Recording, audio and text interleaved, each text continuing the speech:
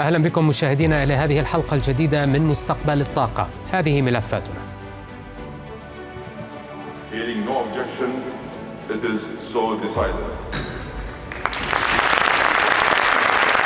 وقائع المفاوضات في COP28. ماذا حقق الاتفاق التاريخي للدول النامية؟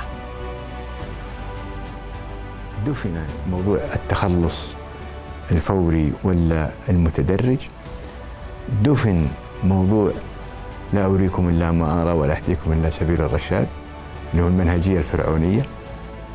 وكيف دفنت اللغة الأيديولوجية المعادية للنفط؟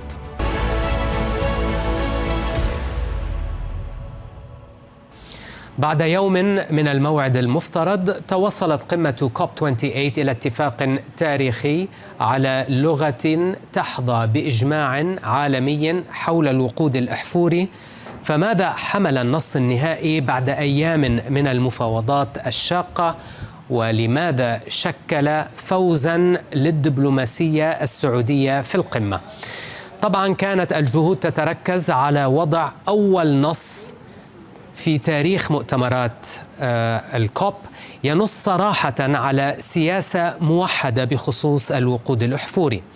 لنشرح من أين بدأت المفاوضات وكيف وصلنا إلى النص النهائي المتعلق بالطاقة في البيان الختامي بعد أسبوعين. في 5 ديسمبر كانت المسودة الأولى تحمل 3 مقترحات. المقترح الأول دعوة الأطراف لاتخاذ إجراءات إضافية في هذا العقد الحرج نحو التخلص النهائي أو الفيز أوت المنظم والعادل للوقود الأحفوري.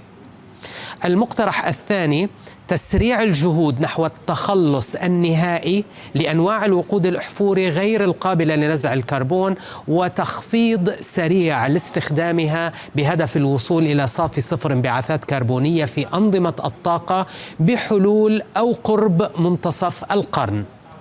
المقترح الثالث الاستغناء عن الصيغتين السابقتين تماما.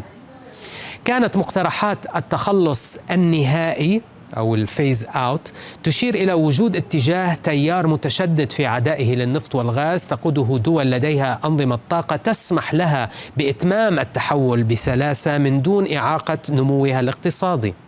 في المقابل كانت هناك أطراف كثيرة ترى أن هذا المنطق غير عادل وغير واقعي، لأن هناك عشرات الدول لم تأخذ نصيبها من النمو الاقتصادي ولديها فقر كبير في الطاقة أصلاً. في 8 ديسمبر تطور نص المسودة إلى 4 مقترحات تدور كلها في إطار الفيز أوت أو التخلص النهائي بصياغات متفاوتة في تشددها وفي إطارها الزمني، ولذلك ظل المقترح المقابل قائما بإلغاء النص بالكامل. في 11 ديسمبر ظهر نص جديد يخلو من عبارة فيز أوت التخلص النهائي، لكنه ينص على دعوة الأطراف إلى اتخاذ إجراءات لتعزيز الجهود الرامية إلى استبدال أنواع الوقود الأحفوري غير القابلة لإزالة الانبعاثات unabated من أنظمة الطاقة. كما تنص على خفض استهلاك وإنتاج الوقود الأحفوري للوصول إلى صافي 0 بحلول عام 2050. استمر التفاوض إلى أن تم التوصل إلى الاتفاق التاريخي في 13 ديسمبر، والذي أزيلت منه تماما عبارات الإنهاء التام الفيز أوت أو الإنهاء التدريجي الفيز داون، واستبدلت بهذه الصيغة: التحول بعيدا عن الوقود الأحفوري في أنظمة الطاقة بشكل عادل ومنظم ومتساو مع تسريع الإجراءات في هذا العقد الحرج للوصول إلى صافي 0 بحلول 2050. كما ذكر النص الجديد 6 بدائل للتقنيات المنخفضة أو عديمة الانبعاثات، من ضمنها الطاقة المتجددة، الطاقة النووية، تقنيات إزالة الكربون أو تخفيضه، والهيدروجين منخفض الكربون. أهمية هذا النص أنه يتيح للدول تحديد سبل مساهمتها في عملية التحول بحسب ظروفها ومصالحها الوطنية ضمن مقاربة تشمل الحلول التكنولوجية التي تركز عليها السعودية، ومنها تقنية احتجاز الكربون وإعادة استخدامه وتخزينه CCUS. وبالتالي دفنت المنهجية الفرعونية كما وصفها وزير الطاقة السعودي الأمير عبد العزيز بن سلمان في مقابلته الخاصة مع العربية. لماذا أنت تحصرني في خيارات مناسبة لك؟ هي مناسبة لك أو لأنه بيئتك المحلية تدعو لها، هذا لا يعني أنه في مماثلة. فما هو موجود الآن دفن موضوع التخلص الفوري ولا المتدرج، دفن موضوع لا أريكم إلا ما أرى ولا أهديكم إلا سبيل الرشاد اللي هو المنهجية الفرعونية، وعلى ذلك الناس في حل في اختيارهم، وأيضا مشروطة لأنه أيضا في النصوص تلقى معالجة لموضوع القدرات والإمكانيات وتوفيرها، وأنه لا نتجاوز موضوع فقر الطاقة وهو أمر مهم ومشين. كيف لدولة تعاني من فجوة وفقر طاقة تطلب منها أن تحط مفاعل نووي مثلا؟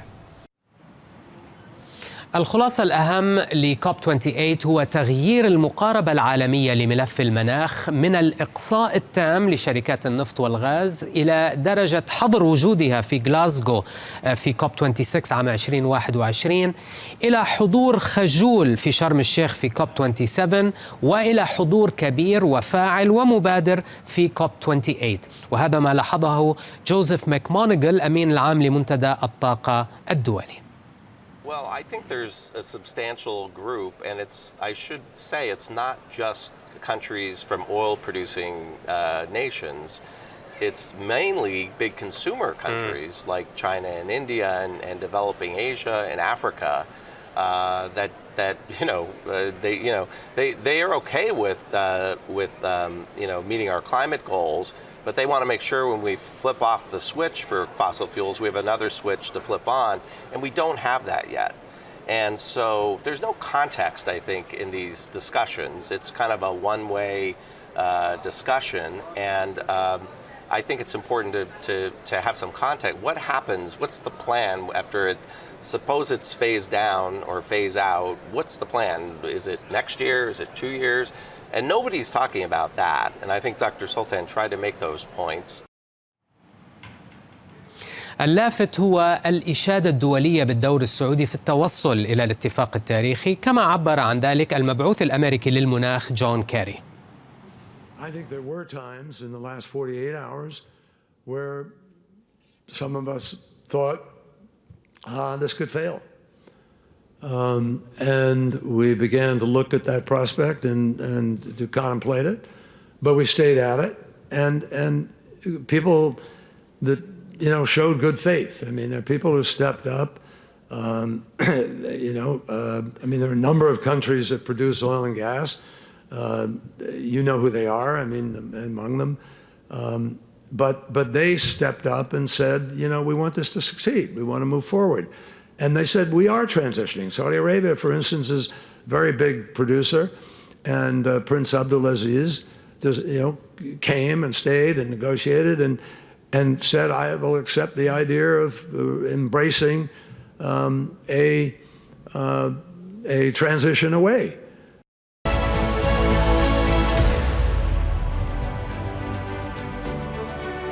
نتوقف الآن مع فاصل قصير نتابع بعده في مستقبل الطاقة. مقابلة خاصة مع وزيرة الانتقال الطاقي والتنمية المستدامة المغربية ليلى بن علي.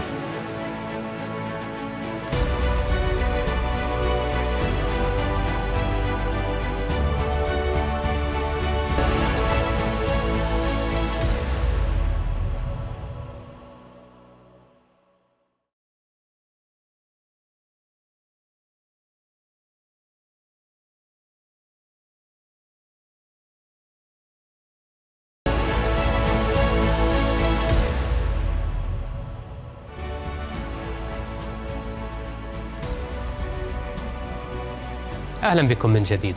المغرب دولة لها قصة خاصة في تحول الطاقة، فموقعها يجعلها حلقة وصل بين أوروبا والقارة الإفريقية، ولذلك يلاحظ فيها نشاط قوي لمشاريع الطاقات المتجددة يتم توظيفها في جهود التنمية، خصوصا بعد الزلزال المدمر في سبتمبر الماضي. على هامش كوب 28 كانت لنا فرصة اللقاء بوزيرة التحول الطاقي والتنمية المستدامة في المملكة المغربية الدكتورة ليلى بن علي، وسألتها بداية عن طبيعة المفاوضات في كوب 28 مقارنة بالنسختين السابقتين. لنتابع. Nasser, I mean, this COP, we knew, I think, back in Sharm el-Sheikh last year, that this will be a different COP in terms of impact and action, and also something that is quite important for Morocco, a reform of multilateralism. We want to have a new face for multilateralism that is bringing solutions, especially to middle-income countries that are taking actually the burden of global sustainability while at the same time working on their own economic development and social development. So for us, I think this COP, beyond being a COP of action and a COP of inclusion, I think it's also a COP where we have to bring in, of course, discuss the global stock take after the Paris Agreement. We are having, I think, an appointment with history when it comes to adaptation, because we've been focused a lot on mitigation and we needed something more credible on adaptation. So I think the global framework on adaptation that the countries will ratify will definitely be important in that regard. And I think for Morocco, last but not least, having this COP in the UAE is also quite important because it enabled us also to present ourselves as a country that is a gateway between Africa, Europe, the Atlantic Basin, and Asia, being the only interconnected country with Europe, gas-wise, electricity-wise, logistically and culturally as well, since we are hosting the World Cup 2030 with Spain and Portugal, but also a beacon of new forms of partnerships. So we are very happy that His Majesty the King and the President of the UAE signed yesterday this strategic partnership, given, we are hoping, given actually new impetus for this new generation of strategic win-win global and inclusive partnerships. Well, let's zoom in on the linkage between climate action and sustainable development in the Moroccan context, which is sometimes not fully appreciated. How is Morocco using climate action to build back better, specifically after the unfortunate earthquakes? Nasser, this is a great question, because you really have to dive into the complexities of the linkage indeed between climate and sustainable development. And when people say, well, do you really think that climate is the most difficult challenge of the 21st century after all the wars that we are facing, after the financial crisis that we have faced, after the debt crisis? Today we have, I think, global debt as a ratio of GDP is more than 200%. And after the pandemic that hit the world. And I generally think that the answer is yes. Why is that? I mean, the first reason is because climate is a multiplier of threats, and the world, the Bretton Woods institutions, the multilateral system that we have created in the 20th century is today not equipped to tackle that multiplicity of threats that climate brings in. So when you have a middle-income country like Morocco or an emerging market like other countries around us who are embarking on an energy transition program, making sure that they're reforming their energy sector at all costs, ticking all the right boxes to decrease their energy costs, to decrease also the carbon footprint of their energy sector, and at the same time maintaining their fiscal and financial sustainability. I think it's very important to show that today, and that's something that we discussed also in the annual meetings of the IMF and the World Bank in Marrakesh like a month ago, even the financial sector and the insurance sector are not equipped today to tell you, for example, and we've seen it in Morocco, having more than 15 years of experience of developing renewable energy projects. Today, you have some developers who are telling you, I'm not sure I can take on climate risk on a facility, solar, wind, or even hydro, 20 years from now, 30 years from now. And we built all our projects around 20 years, 30 years timelines. Yeah. Timelines. So I think the models that we built for the 20th century have to change. After the terrible earthquake that hit the country, we were mobilized very fast around His Majesty the King, may God assist him, to first have an emergency response program to put, kids back in school as fast as possible. So the first week, we ensure that all the kids are back at school, and to rehouse the people that were injured and which houses were destroyed. And we put together a 12 billion reconstruction program over 5 years. And the instructions of His Majesty were very clear. We have to build back better. We need to respect, we need to build back. For example, if I take some traditional buildings, we made some tests, and those buildings are energy efficient. You always have, even in the heat of Marrakesh, you have 15 degrees to 25 degrees in the house when it's traditionally built. And we also realize that they withstand, they have a seismic tests, they can withstand some earthquakes.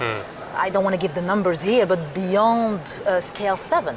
So we realized with the example of reconstruction after the earthquake that if we change the business models and we build, the other example is the mini grids, instead of deploying centralized generation to especially in remote towns and areas. Especially in remote towns, in mountainous towns, in the deserts, we are ensuring that we are finishing our electrification program in Morocco. We reached 99.8% of electrification, but the last mile is the most difficult and the most challenging to reach, and the most expensive if you use the traditional way to do it. So that's why the mini grids with digital, because our Minister of Education wants to equip all schools with digital access, will enable us to finish our electrification program, but 21st century type. Dr. Leila, Morocco has revised its NDCs, the nationally determined contributions, back in 2021 with both the conditional and the unconditional targets. Maybe give us a quick roundup of those revisions. Yeah, thank you for that, Nasser. I think Morocco, since COP28 in Marrakesh, was among the first countries that had an NDC aligned with Paris and aligned with the 1.5 degrees target. And in our NDC that we revised back in 2021, we have updated that with a new target of 45.5%. I insist on the 0.5% because my team always insists on that, in greenhouse gas emissions reduction by 2030. And I think we can do better than that, but the most important is indeed the unconditional part. It's 18% of that, 18.3% of that is unconditional.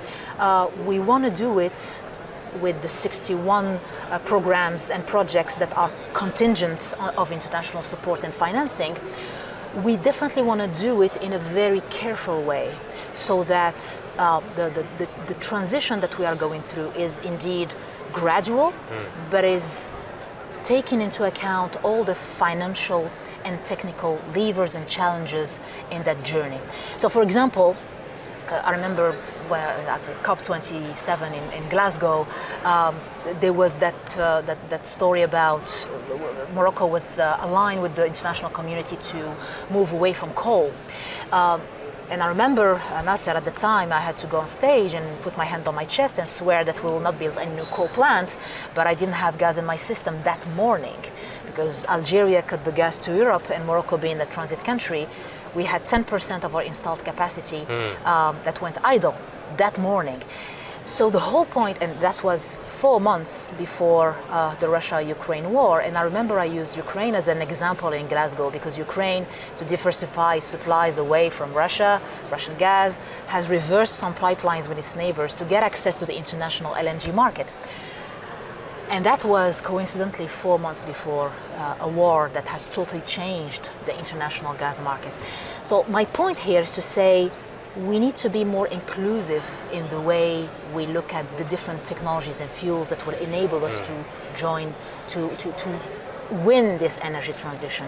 And at the end of the day, we need to leave it to the economics of the projects and put in a price on CO2 so that we can tackle the intensity of every technology instead of just having a blanket approach to our energy transition.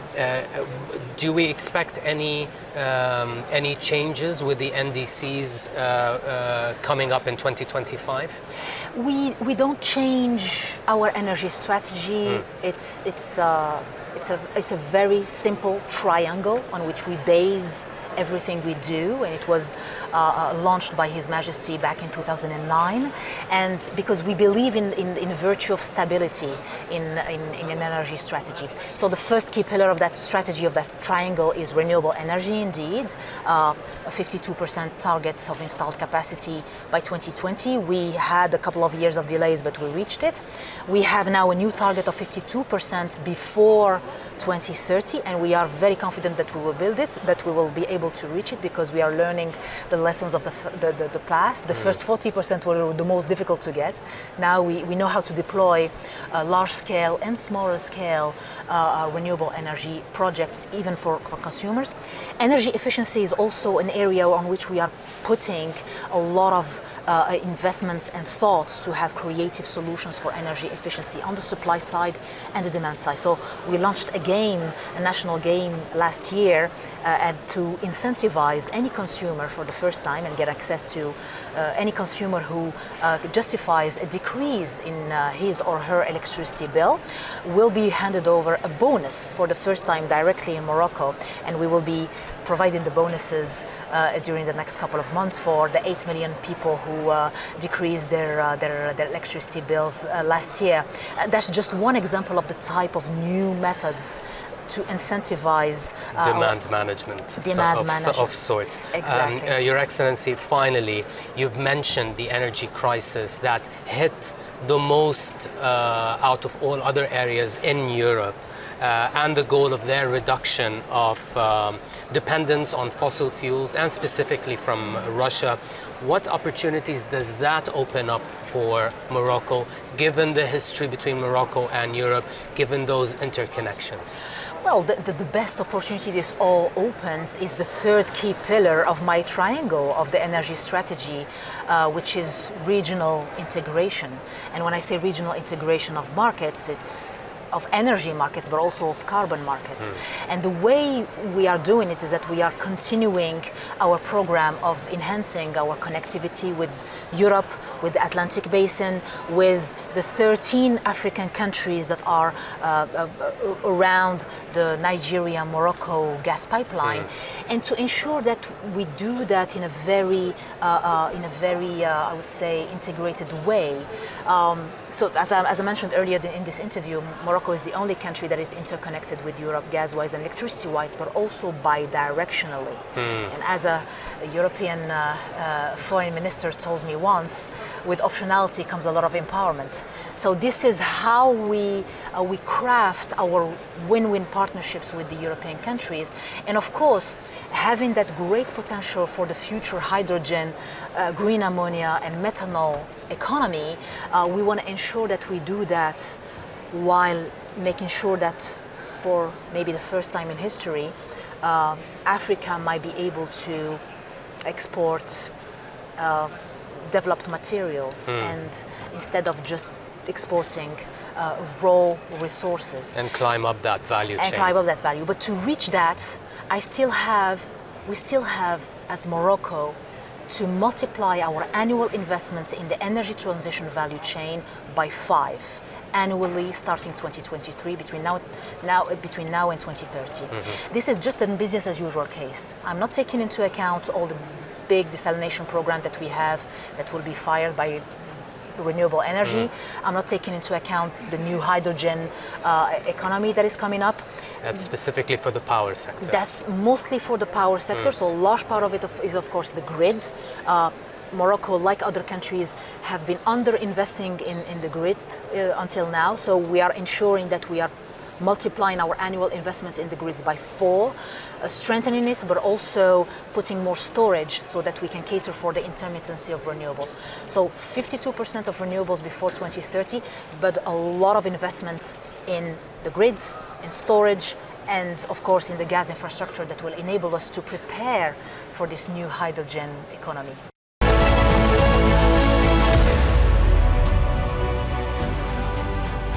هذه ختام هذه الحلقة من مستقبل الطاقة. نلقاكم الأسبوع المقبل. إلى اللقاء.